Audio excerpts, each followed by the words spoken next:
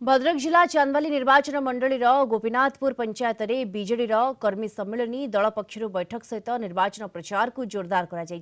कर्मी सम्मेलन में बीजेडी विधायक प्रार्थी व्योमकेश राय और सांसद प्रार्थी मंजुलता मंडल उपस्थित रही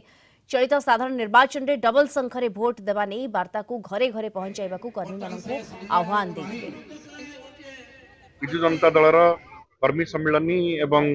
मिश्रण पर्व अनुष्ठित हो जाती हजार हजार संख्यार महिला माने युवक माने गुरुजन माने आज जोग देथिले एवं विपुल संख्यार जो जनसंख्या प्रमाणित करुछि जे माननीय मुख्यमंत्री नवीन पट्टनायक प्रति लोकंकर जनप्रियता दिनक दिन चांदबाली रे बढ़िबार लागि एवं आगामी दिन में जो जून 1 निर्वाचन अच्छी से विजु जनता दल बृहत संख्यार विजय लाभ कर विजु जनता दल संगठन